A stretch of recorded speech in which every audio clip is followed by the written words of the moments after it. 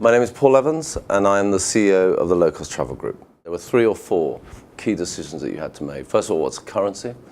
What's happening on currency? Secondly, what was the fuel? Thirdly, what sort of capacity were you looking at?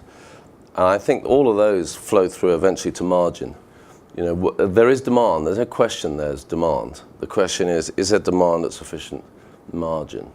And it's interesting to see the various strategies of the various companies, whether it's product differentiation, which I think is a very valid strategy, which some of the big tour operators are exercising very successfully, or is it incredible efficiency, which you're starting to see come through from the online players, where I don't want to touch a booking, I only want to touch a booking by exception. And so the process from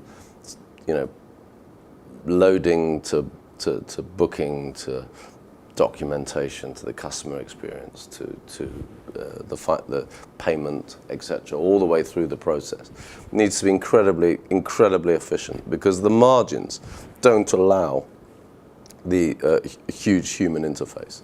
And I think that's one of the challenges that we have, and how can you harness the technology to allow you to do that? So can you differentiate your product? Can you operate with ruthless efficiency? And then clearly the cost of acquisition. Google is the market. Do you spend it above the line? Do you spend it on Google? How much repeat business do you get? How much do you invest in search or paid or affiliate marketing? I do think the affiliates are the new travel agents, and I think that you're seeing that in bucket loads at the moment, and that's in a sense quite exciting.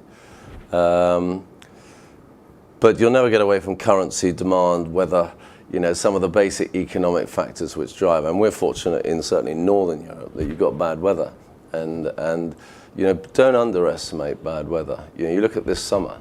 This summer was driven not by the economy or the currency. It was driven by weather. It's as simple as that.